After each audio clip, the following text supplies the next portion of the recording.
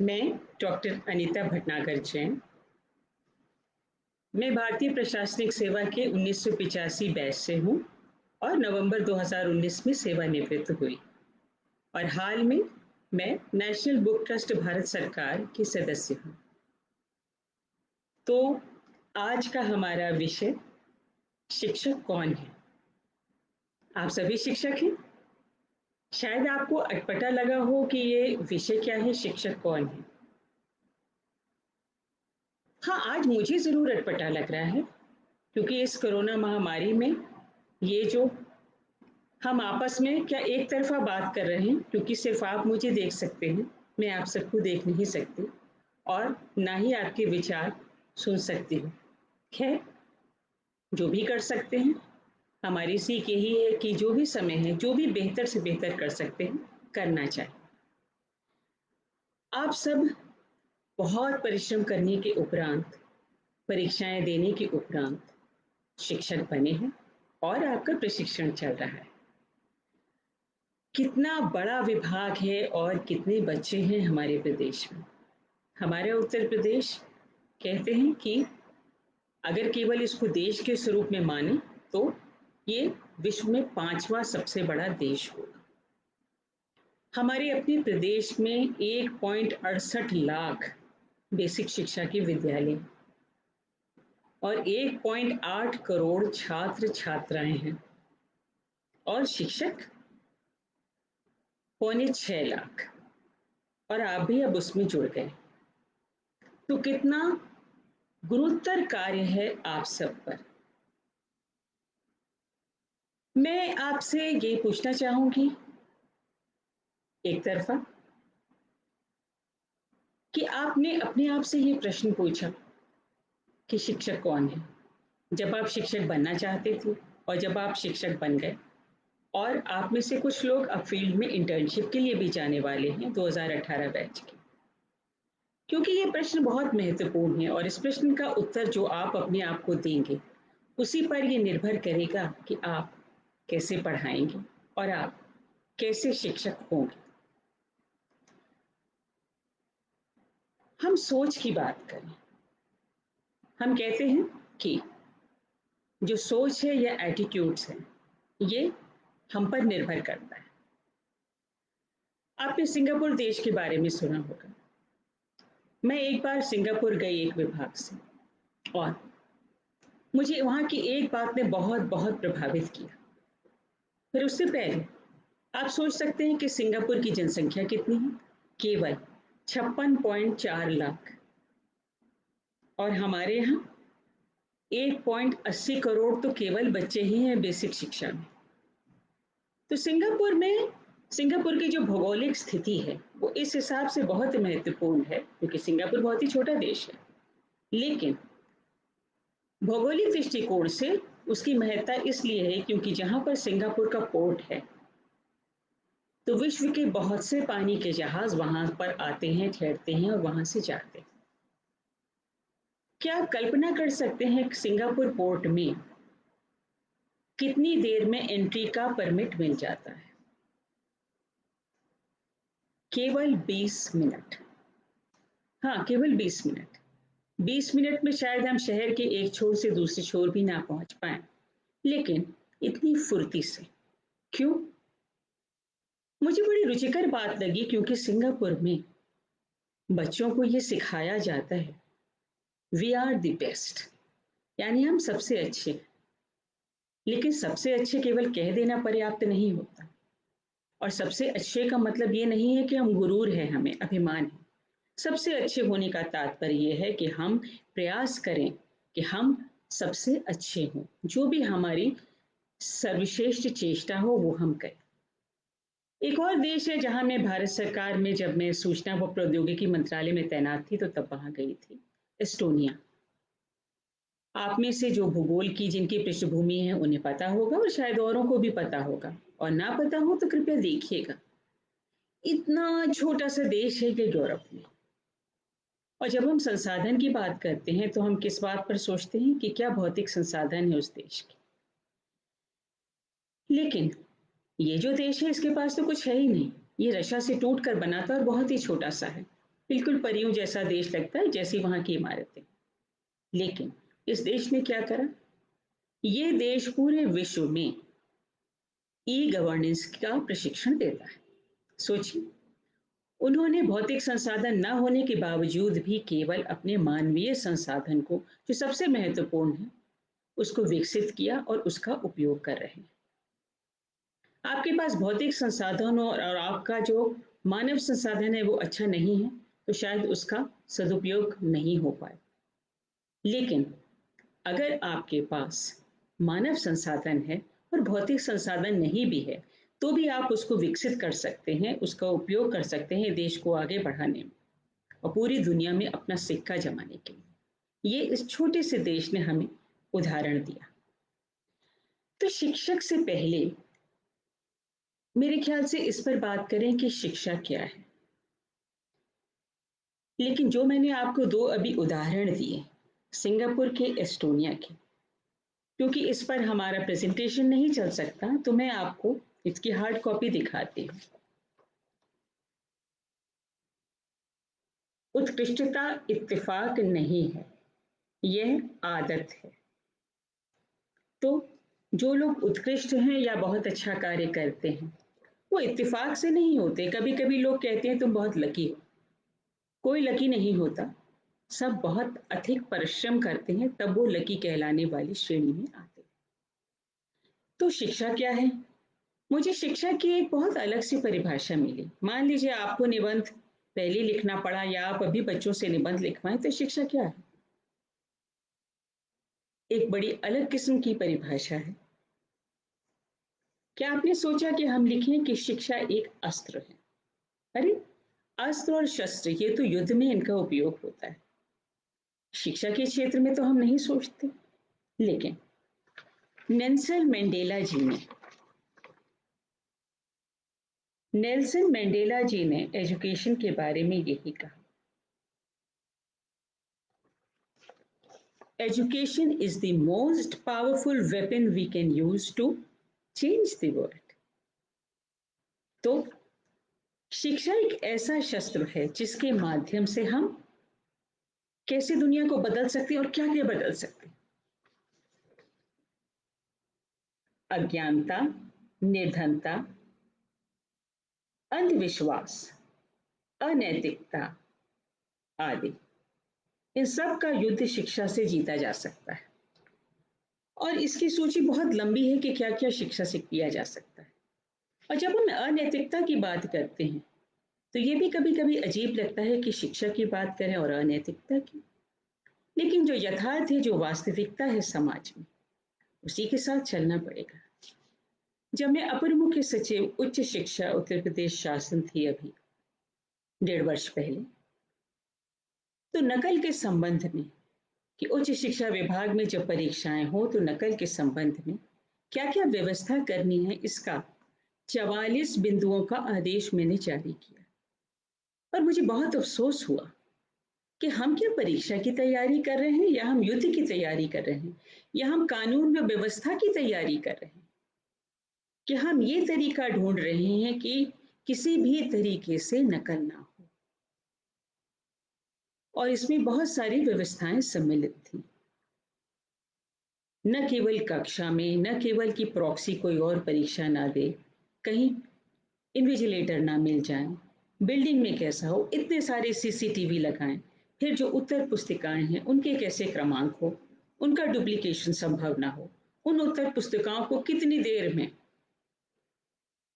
उनकी पैकिंग हो जाए और तत्पश्चात किस किस सेंटर से उनको वहां से आगे भिजवाया जाए। ऐसी व्यवस्था तो हम लोग चुनाव में करते थे, जब मतदान कराते थे, कि बैलेट बॉक्सेस कितनी देर में पहुंच जाए। पर ये यथार्थ है, तो अनैतिकता की बात बहुत बहुत महत्वपूर्ण है शिक्षा के क्षेत्र में। तो हमने परिभाषा करी एक शिक्षा की, कि शिक्षा एक शस्त्र है, और एक और परिभाषा जो हमारे अपने गांधी जी ने दी, कि शिक्षा क्या है। शिक्षा से उनका अभिप्राय, शिक्षा से मेरा अभिप्राय शरीर, मस्तिष्क और आत्मा के सर्वोत्तम गुणों के चतुर्मुखी विकास से संबंधित है। ये मानिए राष्ट्रपिता महात्मा गांधी जी ने कहा। क्योंकि जब हम शिक्षा की बात करते हैं तो प्राय दिमाग में शायद ये होता है कि हमें इस कक्षा तक पढ़ना है, हमें ये डिग्री हासिल करनी है, हमें इस रोजगार में जाना है। बहुत से लोग कहते हैं हमें पैसा कमाना है। हाँ, पैसा कमाना है, लेकिन पैसा कमाना मुख्य उद्देश्य नहीं हो सकता। रोजगार उद्देश्य होता है, लेकिन वो भी केवल एक उद्देश्य नहीं हो सकता शिक्षा का। तो जब हम शरीर की बात करते हैं तो शरीर के संबंध में कैसे हम स्वस्थ रहें, कैसे स्वच्छता रहे, और स्वच्छता के बारे में कितने बड़े बड़े कार्यक्रम सरकार को चलाने पड़ रहे हैं जो बहुत ही सरल साधारण स्वच्छता से संबंधित है। लेकिन विद्यालयों में आपको इसका भी ध्यान रखकर बच्चे को शुरू से शारीरिक स्वच्छता के बारे में, शरीर का ध्यान रखने के बारे में भी सिखाना होगा। हमारे देश में बहुत आबादी है और हम कहते हैं कि ये हमारा डेमोक्रेटिक डिविडेंड है। लेकिन हम जानते हैं कि जब तक इस डिविडेंड, इस मानव संसाधन को हम पूर्ण रूप से विकसित नहीं करेंगे, ये स्वस्थ नहीं होगा शारीरिक रूप से और मानसिक रूप से। तो यही डेमोक्रेटिक डिविडेंड हमारे लिए एक भार यानी लाइबिलिटी बन सकता है। मस्तिष्क का विकास, मस्तिष्क का विकास तो बहुत ही महत्वपूर्ण है। मानसिक रूप से भी विकास होना जरूरी है। और मस्तिष्क के विकास से केवल तात्पर्य ये नहीं है कि हमने ये थ्योरम समझ ली, हम केवल इन प्रश्नों का उत्तर दे सकते।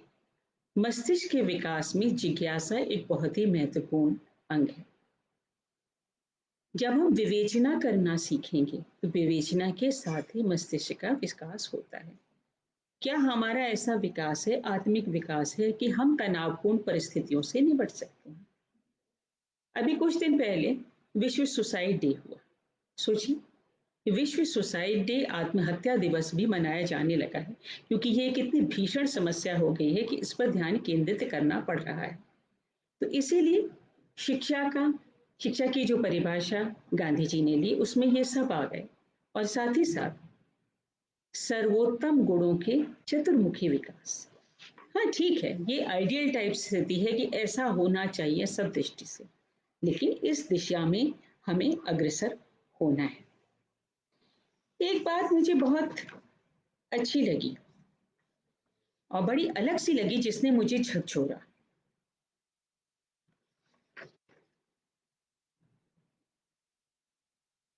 If you want to destroy a country, then spoil its education system। यानी शिक्षा की कितनी महत्ता है। अगर किसी भी देश को बर्बाद करना हो तो उसकी जो शैक्षणिक व्यवस्था है, अगर उसको खराब कर दिया जाए तो धीरे धीरे सब कुछ नष्ट हो जाएगा।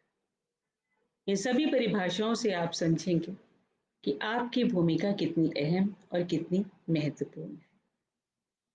जब हम शिक्षा की बात करते हैं तो हम बुनियादी शिक्षा की बात करते हैं, क्योंकि ये सब बुनियाद हैं। इस बुनियाद पर ही आगे की इमारत खड़ी होगी। और बेसिक शिक्षा तो वैसे भी बुनियादी शिक्षा है, क्योंकि आपकी ही बुनियाद पर यह निर्भर होगा कि आगे माध्यमिक शिक्षा में और उच्च शिक्षा में, तकनीकी शिक्षा में कितने लोग जाएंगे, और इसमें साथ ही साथ कितने लोग ऐसे हैं जो कोई ना कोई हुनर सीखेंगे। क्योंकि केवल डिग्री ही अपने आप में एक उद्देश्य नहीं है, साथ ही साथ कैसे रोजगार सृजित हो ये भी साथ में सिखाना पड़ेगा बच्चों को। ये भी सिखाना पड़ेगा कि जो श्रम है, श्रम बहुत महत्वपूर्ण है और श्रम सम्मानजनक है। आपने देखा होगा समाज में कि कई लोगों के दिमाग में बात आ जाती है कि मैंने ये डिग्री हासिल कर ली, अरे अब मैं ये काम नहीं करूंगा, क्योंकि ये काम थोड़े कम पढ़े लिखे लोग करते हैं, कोई अनपढ़ लोग करते हैं। लेकिन श्रम श्रम सम्मानजनक है, और श्रम को करने में किसी भी प्रकार की शर्म नहीं होनी चाहिए। और कहीं भी ये नहीं सोचना चाहिए कि डिग्री हासिल कर ली तो श्रम नहीं किया जा सकता। और इसी प्रकार की सोच से ये बहुत कठिनाई भी हो रही है कि बहुत से लोग केवल डिग्रियां लेकर घूम रहे हैं, और वो सोचते हैं कि वो केवल सरकारी नौकरियां ही या दफ्तरों की ही नौकरियां कर सकते हैं। बहुत से ऐसे देश हैं जहाँ पर कि श्रम की बहुत महत्ता है और वहाँ की सोच बिल्कुल अलग है। और हमारे यहाँ तो ऐसा नहीं था। हमारे यहाँ तो राष्ट्रपिता महात्मा गांधी ने खुद, आप जानते हैं, मेला तक साफ किया था। तो शिक्षक कौन है? जब हम शिक्षक की बात करते हैं तो हमारे मन में एक चित्र आता है। क्या चित्र आता है?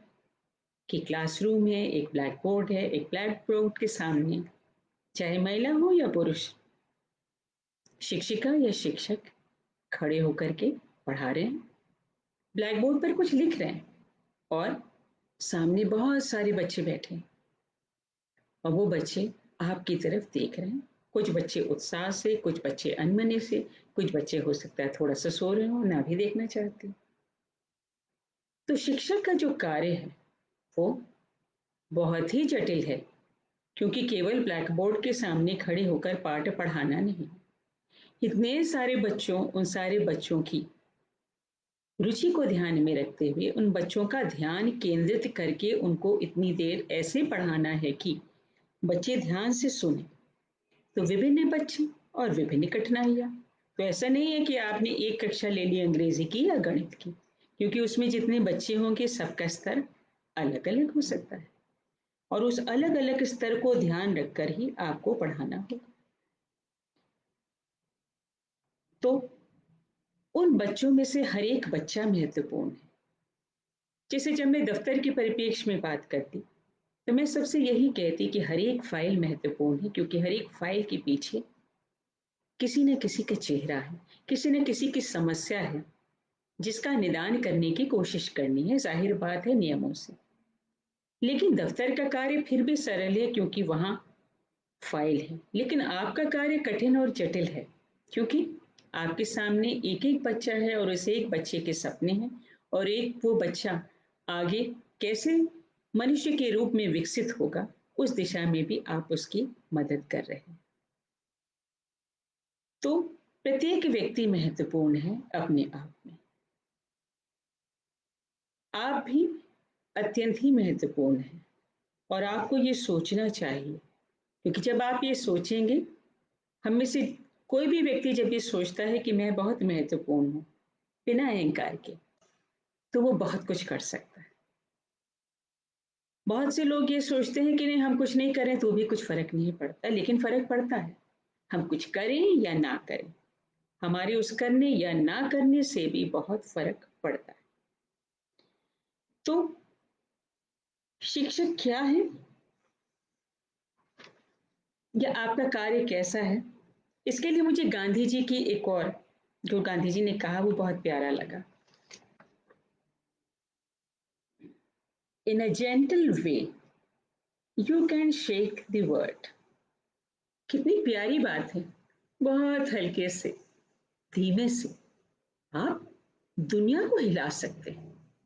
क्या आपने कल्पना करी? और आप कैसे दुनिया को हिलाएंगी? आप हिलाएंगे अपने बच्चों के माध्यम से, अपने विद्यार्थियों के माध्यम से कि आप कैसे शिक्षक हैं और कैसे उन्हें पढ़ा रहे हैं। और जो कुछ करना है, जो बदलाव लाना है, उसके लिए बहुत बड़े बड़े काम, बहुत ऐसे काम जो बहुत सबको नजर आए, वो होने जरूरी नहीं है। धीमे धीमे भी सब कुछ हो जाता है। चांद भी चल रहा है धीमे धीमे, पता नहीं चल पाता, लेकिन कितने हजारों किलोमीटर चांद चल लेता है। और यही बात लागू होती है पृथ्वी पर और बाकी सब पर भी। तो आप समाज को रचने वाले हैं मेरी दृष्टि में। इसीलिए आपका कार्य गुरुत्तर है, क्योंकि जो बच्चे हैं उनकी जो सोच है वो कैसे विकसित होगी। आप ये कह सकते हैं कि परिवार की भी भूमिका, हाँ बिल्कुल भूमिका है। परिवार की भी अहम भूमिका है, समाज की भी अहम भूमिका है, लेकिन विशिष्ट भूमिका विद्यालय की है। तो आप समाज की सोच, समाज किस दिशा में जा रहा है, उसमें अपना प्रभाव डाल सकते हैं।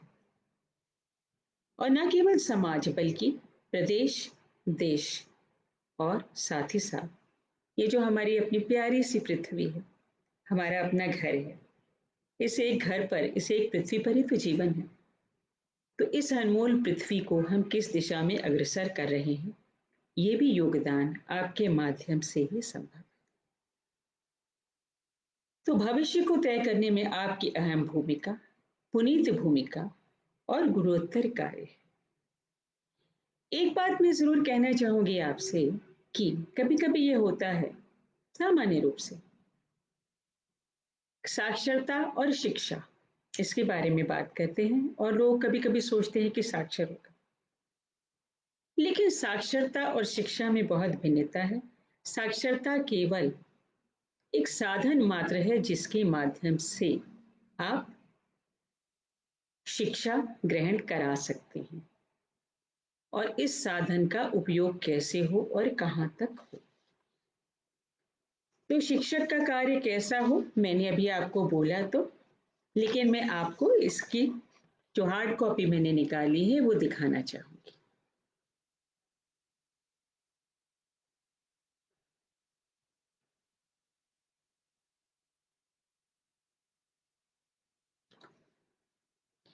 तो मैंने ये भी बात कही कि शिक्षक पथ प्रदर्शक है। तो पथ प्रदर्शक जो होता है वो कैसा होता है? आप पथ प्रदर्शक हैं। A leader is one who knows the way, यानी जानता है कि किस मार्ग पर जाना है, goes the way and shows the way। तो सब कुछ करना होगा। आपको पता है किस दिशा में ले जाना है, आपको ये भी पता है कि इस दिशा में ऐसे चलना है और आप चल के दिखाएंगे और साथ ही साथ आप बच्चों को रास्ता वास्तव में दिखाएंगे कि इधर कैसे जाना है। अब सारे बच्चे तो बराबर नहीं हैं, मैंने कहा ना हर बच्चा महत्वपूर्ण है। तो शिक्षा विभाग ने कमजोर बच्चों के चिन्हांकन के लिए एक प्रारूप तय किया। जब आप विद्यालय में जाएं उससे पहले, यानी अभी प्रशिक्षण के दौरान, आपको पता कर लेना चाहिए कि वो प्रारूप क्या है, क्योंकि तब आपको पता होगा कि आप बच्चे का चिन्हांकन कैसे करेंगे जब आप विद्यालय में जाएंगे। अगर हम यथार्थ की बात करें तो यथार्थ ये है, अभी हाल ही तक मैं नोडल अधिकारी थी कुछ जिलों की और मुझे विद्यालय जाना बहुत पसंद है। जब मैं डीएम थी, कमिश्नर थी, फील्ड में थी, मैं सप्ताह में 3 दिन दौरे जाती थी और हर दौरे के दिन विद्यालय जरूर जाती थी। और ये सभी विद्यालय वो थे कि जहां हम बताते नहीं थे कि आज हमारा दौरा यहाँ है, किसी को भी नहीं पता होता था। तो जब अचानक किसी विद्यालय में पहुंचिए और बच्चों से सीधे बात करिए और पूछिए, तो पता चलता है कि बच्चों ने कहाँ तक पढ़ लिया, कितना कोर्स हो गया। और अब तो शिक्षा विभाग ने माहवार विषयवार एक समय सारणी बना रखी, जो कि बहुत पहले नहीं होती थी। मैंने भी इसमें सुझाव दिया था, क्योंकि होता क्या था कि हिंदी का जो विषय है उसके तो सारे चैप्टर हो गए और कभी ये पाया गया कि जो गणित है उसके कदाचित 3 ही चैप्टर हुए। अब उसका कारण अलग हो सकता है, लेकिन क्यों नहीं हो पाए। लेकिन समय सारणी इसीलिए बनाई गई कि सारे बच्चे सारे विषय एक साथ पढ़ सकें, क्योंकि आप कल्पना करिए कि जो विषय पूरा नहीं पढ़ाया गया और उस बच्चों ने ठीक से नहीं सीखा, तो उस विषय को पढ़े बिना वो कमजोर बच्चा भी पास मार्क पा करके अगली कक्षा में चला जाता है। तो हमारी नींव ही कमजोर हो गई, तो वो बच्चा आगे चल के उसे वो विषय भी नहीं पसंद आएगा और आगे वो उतना संपूर्ण योगदान दे भी नहीं पाएगा, बल्कि उसमें आत्मविश्वास की कमी हो जाएगी। तो अब जब मैं आपसे यथार्थ की बात करती हूँ, तो मैंने कुछ समय पूर्व जब भी निरीक्षण में गई थी, कक्षा 7 के बच्चे से एक हिंदी का पाठ पढ़वाया। क्या आप कल्पना कर सकते हैं कि उस बच्चे ने कैसे पढ़ा? कक्षा 7 के बच्चे ने हिज्जे से पढ़ा, वायु चलती है। अब आप खुद आकलन कर लीजिए कि इस प्रकार से पढ़ना किस कक्षा के बच्चे को शोभा देता है। कोई बहुत ही छोटी कक्षा का बच्चा हो जो अपनी हिंदी भी इस तरीके से बहुत ही छोटे क्लास में पढ़ पाएगा। कक्षा 7 से तो हम अपेक्षा नहीं करते, ना ही अपेक्षा करते हैं कि वो कक्षा 7 तक कैसे पहुँच कैसे गया। और ज़ाहिर बात है कि आगे वो बच्चा कोई विशेष पढ़ भी नहीं पाएगा। तो फिर शिक्षक पर आते हैं वापस। शिक्षक का आचरण कैसा हो? अब जब आप शिक्षक बने हैं ना, तो हर वक़्त तलवार की धार, क्योंकि आप एक रोल मॉडल की तरह हैं, आप एक प्रेरणा स्रोत हैं कि आपको देख कर के बच्चे तय करेंगे कि हमारा शिक्षक कैसा है और हम उसकी तरह बनना चाहें। तो सबसे पहले तो मैं एक सुझाव आपको देना चाहूँगी, जो हर किसी पर हर जगह लागू होता है, केवल शिक्षकों पर ही नहीं। जब हम सरकारी कार्य पर जाएँ या हम वीडियो से ही बात करें, ऑनलाइन शिक्षा भी दें, तो हम जो कुछ भी हैं, हमें वो लगना चाहिए। अगर हम शिक्षक हैं, तो हमें शिक्षक लगना चाहिए। अगर हम अधिकारी हैं, तो हमें अधिकारी लगना चाहिए, जो कुछ भी। यानी आपकी वेशभूषा बहुत कैजुअल ना हो, आप जीन्स टी-शर्ट में ना जाएँ कि आपको अपने आप को अच्छा लगे, लेकिन एक शिक्षक की परिधान जैसे होनी चाहिए, वो होनी चाहिए। हम बच्चों के लिए भी तो परिधान और यूनिफ़ॉर्म रखते हैं, क्योंकि उस परिधान और यूनिफ़ॉर्म का एक प्रभाव हमारे मस्तिष्क पर भी होता है। जैसे हम उसको पहनते हैं, हमें लगने लगता है कि हम मानसिक रूप से उस मोड में एक तरीके से आ गए। आपका व्यवहार, कैसे आप बातचीत करते हैं, आपस में एक दूसरे शिक्षकों से बात करते हैं, बच्चों से कैसे बातचीत करते हैं। और हाँ, गाली नहीं देनी है, कोई ऐसे शब्दों का उपयोग नहीं करना है कि बच्चे वो शब्द आपको देखकर सीख सकें। उनके घरों में या अन्य जगह जो हो रहा हो सो हो रहा हो, लेकिन आप उनको विद्यालय में ये बता सकते हैं कि ये चीज़ उपयुक्त नहीं है। अच्छा, आपने एक बात का ध्यान दिया होगा जब आप पढ़ रहे होंगे, मैंने भी दिया था जब मैं पढ़ती थी। कुछ विषय थे जो मुझे बहुत अच्छे लगते थे। एक आध विषय था जो नहीं अच्छा लगता था और उस कक्षा में जाने का मन भी नहीं करता था। तो जाना तो पड़ता ही था, जाते भी थे। लेकिन उस कक्षा में जो पढ़ाया जाता था ना, वो बहुत समझ में नहीं आता था। और फिर धीरे-धीरे क्या हुआ, उस एक विषय से मुझे लगने लगा कि नहीं, ये विषय तो मुझे अच्छा नहीं लगता और मैं इसे आगे पढ़ नहीं सकती। तो शिक्षक किस ढंग से पढ़ाता है, ये भी बहुत महत्वपूर्ण है। कुछ लोग बहुत ही रुचिकर ढंग से पढ़ाते हैं, कुछ ऐसे ढंग से पढ़ाते हैं, बहुत प्रसन्नचित्त लगते हैं, ऊर्जावान लगते हैं जब वो कक्षा में आते हैं। तो उनकी कक्षा में बच्चे ज़्यादा उत्साहित होते हैं। हाँ, हो सकता है आपके घर में कोई समस्या हो, आपकी व्यक्तिगत कोई समस्या हो, लेकिन जैसे ही आप विद्यालय आइए, कक्षा आइए, आपको अपनी उस समस्या को दिमाग के पीछे किसी कोने में छुपा करके थोड़ी देर के लिए रखना पड़ेगा।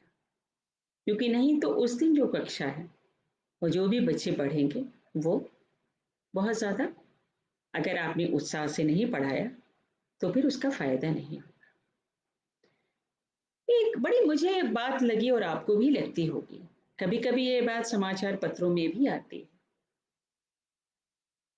कि हम जब अपने सरकारी विद्यालयों की बात करते हैं, पर बहुत से लोग कहते हैं कि लोग अपने ही बच्चों को सरकारी विद्यालयों में नहीं पढ़ाते। सच है? पर क्यों सच है? और हम एक ही जो दृष्टिकोण है समाज का, हम में से, मेरा मतलब हम में से हर एक व्यक्ति, हर एक शिक्षक कैसे इसमें बदलाव ला सकता है? ये एक सोचने की बात है।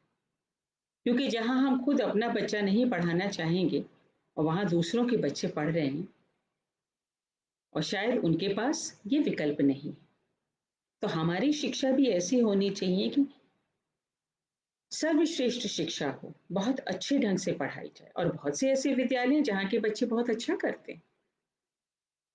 ये एक सामान्य ब्लैंकेट रूल नहीं है, नियम नहीं है। तो इसीलिए खूब जोर से, बहुत अच्छे से, इतने उत्साह से पढ़ाया जाए कि सबको समझ में आए और बच्चों में भी उत्साह है। एक बात और आवश्यक है कि कक्षाओं में सभी बच्चों से बारी-बारी बोलकर थोड़ा सा पढ़वाने की आदत डाली जाए। जब भी कोई निरीक्षण के लिए जाता है, तो सदैव, सदैव ये मैं 37 साल की सर्विस के आधार पर कह रही हूँ। सदैव ये होता है कि जो आपका सबसे अच्छा बच्चा होता है, सब कहते हैं चलो चलो तुम पढ़ो, हाँ हाँ ये पढ़ेगा। और उस उतनी बड़ी कक्षा में 35-40 बच्चों में से केवल 2 बच्चे ऐसे होते हैं जिनको कहा जाता है कि पढ़ो, और बाकी सारे बच्चे हंसते रहते हैं या मुंह छुपा लेते हैं। नहीं, हमें हर एक बच्चे को ऐसा बनाना है कि वो बोल सके। और इसीलिए कक्षाओं में ये आवश्यक है कि हर बच्चा थोड़ा पाठ बारी बारी से पढ़े। कुछ विद्यालयों में होता है कि जैसे नाटक हुआ, अगर नाटक हुआ तो हर बच्चा भाग लेगा। ये भी हो सकता है कि किसी बच्चे का कोई रोल नहीं है, यानी उसको कोई डायलॉग नहीं बोलना। शायद वो बच्चा एक पेड़ ही बनकर खड़ा है और उस पेड़ के साथ एक बंदर खड़ा है, लेकिन वो बच्चा पेड़ बनकर केवल जो खड़ा है स्टेज पर, उससे भी उसमें आत्मविश्वास आता है और वो अपने को बाकी बच्चों के बराबर ही योग्य समझता है। तो इसीलिए थोड़ा सा आत्मविश्वास जागृत करने की आवश्यकता है, और जब बच्चे बोलेंगे तो होगा। एक बहुत महत्वपूर्ण बात आती है, कभी कभी आपने पाया होगा, आजकल तो समाज में सभी जगह ये देखने को मिलता है, चाहे आप टीवी पर देख लें, चाहे लोग वैसे बात करें। भाषा, जब हम भाषा की बात करें तो हम विषय पढ़ाते हैं, तो हमारे विषय जो हैं, उन विषय की जो पुस्तकें हैं वो अलग अलग भाषाओं में होती हैं। आप अंग्रेजी अंग्रेजी में ही पढ़ाएंगे और हिंदी हिंदी में पढ़ाएंगे। अगर आपका भूगोल, आपके भूगोल की पुस्तक हिंदी में है तो वो आप हिंदी में ही पढ़ाएंगे। परंतु धीरे धीरे क्या हो गया है, भाषाओं की शुद्धता बची नहीं। अब हर तरफ क्या दिखता है, खिचड़ी दिखती है। खिचड़ी खाने में तो बड़ी अच्छी लगती है, बड़ी स्वादिष्ट होती है, लेकिन जब भाषा में खिचड़ी की बात होती है तो ये एक तरीके से भाषाओं के अंतिम संस्कार की तरफ हम आगे बढ़ रहे हैं। अगर आप टीवी पर भी देखते हैं तो जो समाचार आते हैं, समाचार में प्रायः हिंदी और अंग्रेजी के शब्दों का मिश्रण होता है। मुझे कुछ लोगों ने बताया कि विद्यालयों में भी ये हो रहा है कि हिंदी की कक्षा में अंग्रेजी में बोला जा रहा है, तो फिर हम हिंदी कैसे पढ़ा रहे हैं। तो प्रश्न ये है कि जो भी हमारी मातृभाषा है, और हमारे देश में बहुत प्यारी बहुत सारी विविध मातृभाषाएं, और मातृभाषाएं हमारी संस्कृति का अंग है, तो क्या हमारी संस्कृति ऐसे ही विलुप्त हो जाएगी, हमारी भाषाएं ऐसे ही समाप्त हो जाएंगी? तो कोशिश ये करनी है, और पहले तो हम सब बोलते थे, कोशिश ये करनी है और उसको लागू करना है कि जब जो विषय जिस भाषा में है उसको आप पढ़ाएं तो उसको उसी भाषा में आप बोलें। हो सकता है धीरे धीरे आपकी आदत भी खिचड़ी बोलने की हो गई हो कुछ लोगों की, तो आज से ही शुरू करिए ना। जब हिंदी में बोलिए तो केवल हिंदी में बोलिए, और जब अंग्रेजी में बोलिए तो केवल अंग्रेजी में बोलिए। या अगर आपकी कोई और मातृभाषा है, आप घर में आपकी कोई और भाषा है, आप उसे जानते हैं, तो घर में उसे अगर बोलते हैं तो केवल उसी में बोलिए, क्योंकि इसी प्रकार हम भाषाएं जीवित रख पाएंगे। इसीलिए साक्षात्कार के इंटरव्यू के भी मीडियम दिए जाते हैं, अंग्रेजी में देना है, हिंदी में देना है। तो आवश्यक ये है कि हमारा उस एक भाषा पर नियंत्रण हो। इसके उपरांत एक बात आपने भी देखी होगी, बहुत से लोग धीरे धीरे जो भाषा है उनका उच्चारण गलत होने लगा है। प्रायः लोग टीवी पर भी जो उद्घोषक है उनमें से भी कई की भाषा उच्चारण गलत है। बहुत से ऐसे शिक्षक हैं जिनका भी उच्चारण सही नहीं है। एक विद्यालय में मैंने निरीक्षण के दौरान वहां जितने अंग्रेजी के शब्द थे जो भी बच्चों ने पढ़े, उसमें से करीब 60% शब्दों का उच्चारण गलत था। अब समस्या क्या थी, समस्या ये थी कि जो शिक्षक थे उनका उच्चारण खुद गलत था। तो जो शिक्षक थे उनको अलग ले जाकर अकेले में, क्योंकि बच्चों के सामने कभी भी शिक्षक के बारे में खराब बात नहीं होनी चाहिए, जो भी बात है अलग हो, क्योंकि बच्चों के लिए शिक्षक एक प्रेरणा स्रोत होते हैं। तो जब अलग ले जाकर शिक्षक महोदय से कहा गया कि भाई आप भी ये पढ़िए, तो शिक्षक महोदय का भी उच्चारण गलत ही था। तो आवश्यक ये है कि आपका उच्चारण सही हो, और आजकल तो टेक्नोलॉजी के माध्यम से ये बहुत सरल हो गया है, क्योंकि टेक्नोलॉजी के माध्यम से आप जो शब्द है उसको तुरंत गूगल करके उसका जो सही उच्चारण है वो आपको पता चल सकता है। साथ ही साथ बेसिक शिक्षा विभाग ने, एससीईआरटी ने एक बहुत बढ़िया ऐप भी मेरे ख्याल से इधर प्रारंभ करा है, बोलो गूगल, जिससे कि आपको शब्दों का उच्चारण पता चल सकता है। न केवल अंग्रेजी के शब्दों का उच्चारण गलत है, परंतु साथ ही साथ बहुत से ऐसे शब्द हैं। देखिए, हमारे उत्तर प्रदेश, हम लोग बहुत सौभाग्यशाली हैं क्योंकि यहाँ पर विभिन्न प्रकार की संस्कृतियां हैं, एक गंगा जमुना तहजीब है। तो हमारी भाषा में बहुत से उर्दू के शब्द भी हैं, जैसे जिंदगी। बहुत से लोग जिंदगी बोलते हैं, जरा, अब जरा सही होता है और जरा गलत होता है ना? बहुत से लोग श का सा भी सही उच्चारण नहीं करते हैं, लेकिन समस्या यही है कि कदाचित उनको शायद किसी ने बताया नहीं और शायद उस दिशा में चेष्टा नहीं हुई। तो इसलिए ये चेष्टा अवश्य करनी है कि उच्चारण सही हो, तभी हमारी भाषा, आप सही भाषा सिखाएंगे और सही भाषा जिंदा रहेगी। अब मैं आपको एक छोटा सा उदाहरण बताऊं। एक हाईवे पर मैं जा रही थी और टोल प्लाजा पर मेरी गाड़ी रुकी। वहां बगल में क्या था? सुलभ शौचालय था। अब सुलभ शौचालय पर बड़ा बड़ा लिखा गया, सुलभ शौचालय। अब क्या शब्द सही है, क्या गलत है, किसी को नहीं मालूम, लेकिन जो गलत शब्द लिखा हुआ है, हजारों यात्री वहां पर रोज गुजरते हैं और हजारों यात्री उसी शब्द को सही समझने लगेंगे। ऐसे ही कई नाम हैं जो कि आजकल होर्डिंग पे, नोटिस बोर्ड पर लिखे जा रहे हैं और उनका जो स्पेलिंग है, वर्तनी है, वो गलत होने लगी। ये भी हो सकता है कि कभी शायद अगर आपको पुस्तक मिले और कदाचित उसमें अगर जो प्रिंटिंग है वो त्रुटिपूर्ण है, तो जरूर देखिए। उसके बारे में विभाग को और प्रकाशक को भी पता चलना चाहिए, क्योंकि मैं लिखती भी हूँ, मेरी बहुत सारी कहानियां की किताबें भी हैं। आपको भी एक कहानी सुनाऊंगी अभी अंत में। तो मैंने ये पाया कि जब भी प्रकाशक के यहाँ से मेरी कॉपी आती थी, उसमें कम से कम 8 या 9 दफे मुझे उसमें जो शब्द थे वो गलत लिखे होते थे और उनको सही करना पड़ता था, 8 से 9 दफे। तो हो सकता है कदाचित आपके यहाँ भी पुस्तकों में शायद ऐसी कोई त्रुटि हो, तो उस त्रुटि को देखकर लेकिन बच्चों को जो पढ़ाइए वो सही पढ़ाइए और बाकी सबको बताइए कि देखिए इसमें ये गलत लिखा हुआ है। तो आपकी बात हुई कि आपकी वेशभूषा, आपका परिधान, आपका आचरण, आप कैसे बोलते हैं, कैसे पढ़ाएंगे। अनुशासन, बहुत से लोग सोचते हैं कि अनुशासन जो है ये कोई खराब चीज है। मन में ये एक बात होती है, लेकिन अनुशासन तो शक्ति है। अगर जीवन अनुशासित नहीं है तो हम कुछ भी नहीं कर सकते। अनुशासन का मतलब केवल नियमों का पालन नहीं है। अनुशासन का अर्थ है कि हम जो करना चाहते हैं उसको हम समय से कर रहे हैं, हमें आत्मनियंत्रण है। आप सोचिए, बहुत से लोग हैं जिन्होंने जिंदगी में बहुत कुछ हासिल किया और बहुत से ऐसे लोग हैं जिनकी की जिंदगी ऐसे ही गुजर गई। दोनों के पास ही वही दिन थे और उस हर एक दिन में 24 घंटे थे और उतने ही मिनट थे, यानी कि बराबर समय।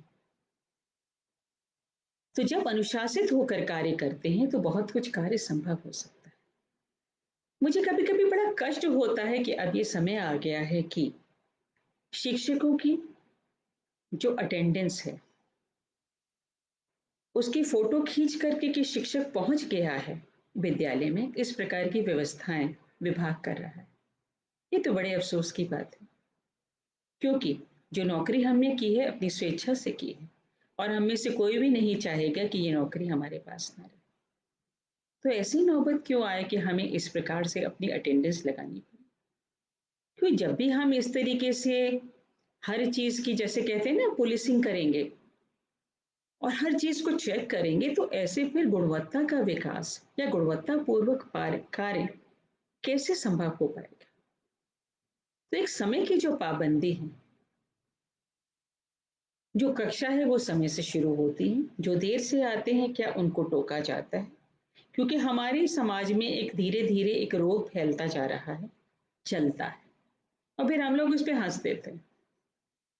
फिर मेरे ख्याल से ये एक बहुत गंभीर बात है क्योंकि ये जो चलता है दृष्टिकोण है, इसी की वजह से बहुत ज़्यादा समस्याएं हो रही हैं और धीरे-धीरे सब तरफ गिरावट आ रही है। क्यों चलता है? आजकल सबको मास्क लगाना ज़रूरी है, पर कुछ लोग तो मास्क लगाते नहीं, कुछ लगाते हैं तो यहाँ पर नाक के नीचे होता है, कुछ लगाते हैं तो केवल कानों पर होता है, केवल गर्दन में लटकाते हैं, पता नहीं क्यों। तो जो ये चलता है, हम ट्रैफिक लाइट पे खड़े हैं और कोई लाल बत्ती पर ही निकल गया, फिर बाकी भी निकलने लगते। आपने सोचा कि क्या सृष्टि में, क्या प्रकृति में चलता है? पृथ्वी, चाँद, हमारी जितने भी और प्लैनेट्स हैं, सब लोग बराबर घूम रहे हैं, अपनी गति से घूम रहे हैं। उनके यहाँ कुछ भी चलता है नहीं है, क्योंकि अगर वहाँ चलता है, होने लगा, तो सब कुछ जीवन ही नष्ट हो जाएगा।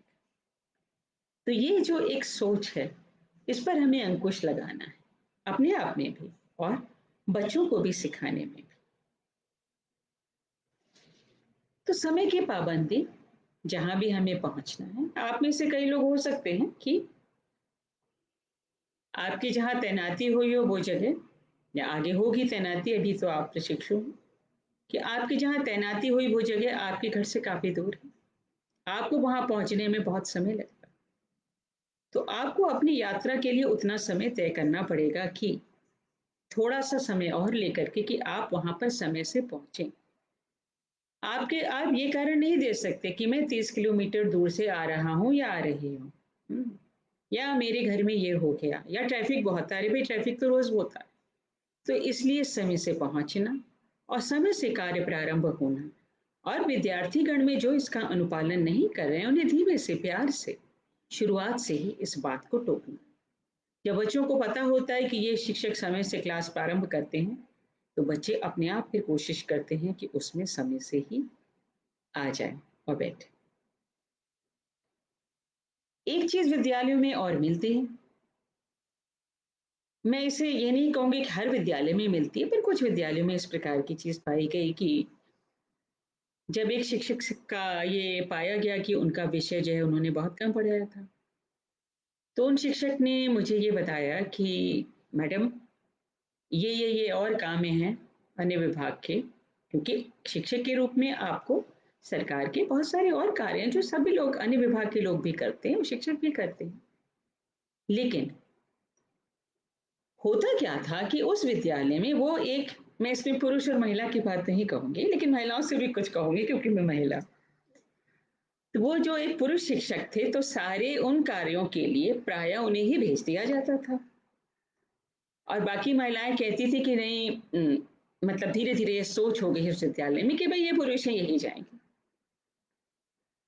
तो निष्कर्ष क्या निकला कि वो जो हमारे पुरुष शिक्षक थे वो गणित पढ़ाते थे, और उस विद्यालय में जो गणित का कोर्स है वो बहुत कम पढ़ाया गया, क्योंकि वो तो हर वक्त, हर जो ड्यूटी लगती थी उसमें वही चले जाते थे। फिर बहुत अच्छे थे, मना भी नहीं करते थे, इतना अच्छा भी नहीं होना चाहिए। तो आवश्यक ये है कि जो भी अन्य कार्य दिए जाते हैं वो बारी बारी से सबको करने, और मैं अपनी महिला शिक्षिकाओं से, बहनों से ये अनुरोध करना चाहूंगी, बहनों नहीं बल्कि बच्चियों से कहूंगी, क्योंकि आप सब तो बच्चे समान है मेरे लिए, कि जब हमने एक नौकरी के लिए आवेदन किया, हमारा चयन हो गया, तो अब ये पुरुष और महिला का भेदभाव करीब करीब समाप्त हो जाता है। मैं करीब करीब कह, तब हम ये नहीं कह सकते कि हमारे घर में बच्चे हैं, हमारा परिवार है, इसलिए जो अतिरिक्त कार्य है ये मैं नहीं करूंगी, ये दूसरा जना करेगा। बारी बारी से ये सबको करना पड़ेगा, और क्योंकि हम अपनी स्वेच्छा से इस नौकरी में आए हैं, यदि कोई कहे कि भाई ये नौकरी छोड़ दो, तो हमें से कितने लोग हैं, अगर हमारे पास कोई और विकल्प होगा, या मान लीजिए परिवार में कोई वाकई में इतनी बड़ी बात हो कि आप नौकरी छोड़ने के लिए विवश हो जाएं, वो अलग बात है, अपवाद स्वरूप। लेकिन कितने लोग ऐसे हैं कि जो वाकई में नौकरी छोड़ना चाहेंगे, हमें से कोई नहीं छोड़ना चाहेगा। तो इसीलिए हम इस बात को ग्राह्य करें कि जो शिक्षक हम हैं, और शिक्षक के साथ साथ ये कार्य करना है, और इसी के साथ साथ न केवल हम, बल्कि हम और भी औरों के सामने भी दृष्टांत के रूप में होते हैं, और साथ ही साथ ये भी होता है कि हम जिम्मेदारी सिखाते हैं। कि हम जिम्मेदार हैं और हम जिम्मेदारी लेने के लिए तैयार हैं। देखिए कितना अच्छा लगता है जब कोई कहेगा वो अमुक शिक्षक है या वो अमुक शिक्षिका है, वो तो बहुत अच्छा पढ़ाती है, अरे भाई वो हर काम करने के लिए तत्पर है। आप भी तो चाहेंगे ना कि आपका नाम भी उसके लिए वैसे ही लिया जाए। अगर मैं कहूँ कि शिक्षक शिक्षक कुम्हार हैं और कुम्हार कैसे अपना घड़ा, देखिए मुझे तो कुम्हारी नहीं आती पर मैं कल्पना कर सकती हूँ क्योंकि मैं कहानियां लिखती हूँ ना, मैं बहुत सारी कहानियां लिखी हैं, 50 से अधिक। तो आप भी कल्पना कर सकते हैं, सोच सकते हैं कि जब कुम्हार एक घड़ा बनाता है या कुछ भी बनाता है तो वो क्या करता है, उस गीली सी मिट्टी में अपने हाथ डालता है ना, और गीली मिट्टी में हाथों को सरोबार किए बगैर और उस मिट्टी में उंगलियों से दबा दबा कर ही वो आकृति निकलती है जो वो चाहता है। तो आप भी तो कुम्हार हैं ना, उस गीली मिट्टी में थोड़ा सा अपने हाथ डालेंगे और जब दबाकर आकार देकर अलग अलग बच्चे को आप आकार देंगे तो सोचिए आपकी रचना कैसी होगी, कितनी बढ़िया। और हाँ, मैं ये आपसे जरूर कहना चाहूंगी कि जीवन में किसी भी क्षेत्र में, हर क्षेत्र में सफलता का प्रतिशत 100% नहीं हो सकता, लेकिन अगर हमारी सफलता जितनी भी है व्यवहारिक रूप से, ये नहीं कह सकते कि बिल्कुल नहीं होगी, लेकिन जो सफलता का प्रतिशत है 100% हम अपेक्षा नहीं करते, लेकिन अगर इतने बच्चों में भी आपने कर लिया, उनको बेहतर बना दिया, तो वही जो सफलता है उसका सुकून जरूर महसूस करिएगा। क्यों? क्योंकि उसी सफलता से आगे आप बढ़ सकेंगे। तो मैं आपसे एक बात और कहना चाहूंगी। क्या कहना चाहूंगी? मैंने आपको अभी ना बड़ी कठिनाइयां बताई ना कि वास्तव में क्या होगी। हो सकता है विद्यालय में जाए, आपका बड़ा सुंदर रंग बिरंगा बहुत बढ़िया विद्यालय हो, लेकिन वहां हो सकता है उतने शिक्षक ना हो, वहां और प्रकार की कठिनाइयां हो। और फिर ऐसा भी विद्यालय हो सकता है जो सामान्य रूप से हो।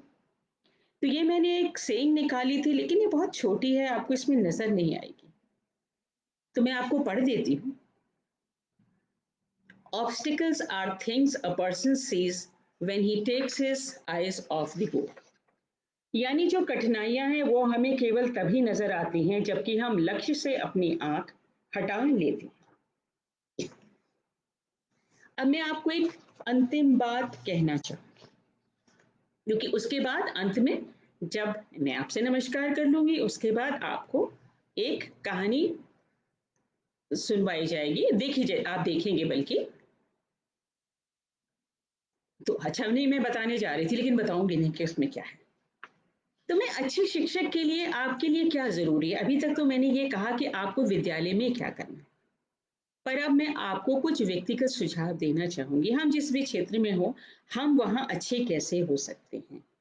सर्वप्रथम अपना ध्यान रखें, यानी हमने बच्चों के शरीर के विकास की, लेकिन आपके भी शारीरिक विकास, अपने स्वास्थ्य को का जरूर ध्यान रखें। ठीक है, आपको बहुत दूर जाना होगा पढ़ाने के लिए, कॉपी चेक करनी होगी, लौट के आना होगा, और अभी ऑनलाइन क्लास लेने होंगे जिसमें भी विभिन्न प्रकार की बहुत सारी समस्याएं, लेकिन अपने शरीर का ध्यान जरूर रखना है। आप जो कुछ भी करते हो 15 मिनट जरूर करिए, चाहे योगा करते हो, जो करते हो। महिलाएं ये नहीं कह सकती कि नहीं हमें घर में काम करना है, वो घर में काम करना जो है वो तो ठीक है, लेकिन उसके साथ साथ थोड़ा सा अपने शरीर का ध्यान आप अवश्य रखिए। साथ ही साथ थोड़ा सा ध्यान करिए, अरे 5 ही मिनट बैठकर, वो भी मैं आपको सिखा सकती थी पर यहाँ नहीं सिखाऊंगी, कि 5 ही मिनट बैठकर अपनी श्वास पर ध्यान रखें। 5 मिनट में आपका जो सारा तनाव है वो चला जाएगा, क्योंकि तनाव तो सबको होता है। तीसरी बात, अपने विभिन्न जो आपके लक्ष्य हैं वो सतत रूप से निर्धारित करें, उनको कहीं लिखें। दैनिक लक्ष्य, साप्ताहिक लक्ष्य, मासिक लक्ष्य मैं करती हूँ। आज के मेरे करीब 24 काम हैं, जिसमें से एक काम ये था आपको संबोधन।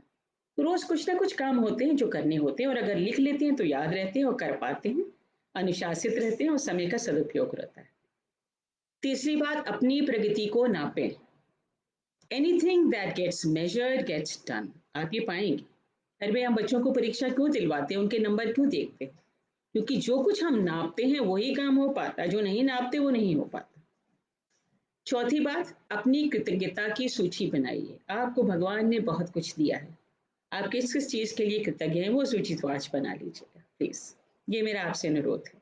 बहुत कुछ है आपके पास, क्योंकि जब हम कृतज्ञ होते हैं तब हम खुश होते हैं, हम प्रसन्न होते हैं और हमें हर चीज को करने में मजा आता है। आपकी प्रतिस्पर्धा केवल अपने आप से है। आप अपना बेहतर रूप कैसे बना सकते हैं, चाहे जिस भी रूप में हो, परिवार में हो, समाज में हो, शिक्षक के रूप में। फिर आपको अपने आप को उत्तर देना होगा, क्या आपने 100% प्रयास किया? ये तो आप पर निर्भर करता है। अगर आपका प्रयास कम है तो खुद ही तय करिए, खुद ही नापिए अपने आप को। तो ये मैं बोल नहीं रही हूँ, 5 सेकंड को आपको दिखा रही हूँ जो मैंने अभी बोला, कि आपको अपने लिए क्या करना चाहिए।